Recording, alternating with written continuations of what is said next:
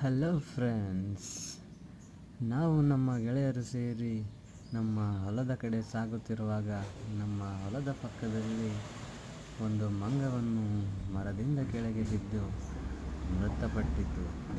ಆದ ಕಾರಣ ನಮ್ಮ ಗೆಳೆಯರೆಲ್ಲರೂ ಸೇರಿ ಎಲ್ಲರ ಹತ್ತಿರ ದುಡ್ಡು ಜಮಾ ಮಾಡಿ ಅದಕ್ಕೆ ಅಂತಿಮ ಸಂಸ್ಕಾರವನ್ನು ಮಾಡಬೇಕೆಂದು ಯೋಚಿಸಿದೆವು. ಅದೇ ಕಾರಣಕ್ಕೆ ಎಲ್ಲರ ಹತ್ತಿರ ದುಡ್ಡನ್ನು ಜಮಾ ಮಾಡಿ ಆ ಮಂಗಕ್ಕೆ ಅಂತಿಮ ಸಂಸ್ಕಾರ ಮಾಡುತ್ತಿದ್ದೇವೆ.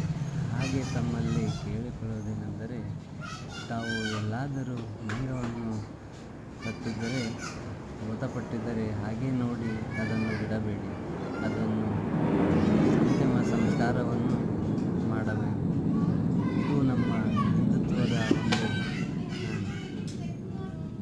ಆದ ಕಾರಣ ಎಲ್ಲರೂ ಎಲ್ಲಾದರೂ ಕಂಡರೆ ಅದಕ್ಕೆ ತಾವು ಅಂತಿಮ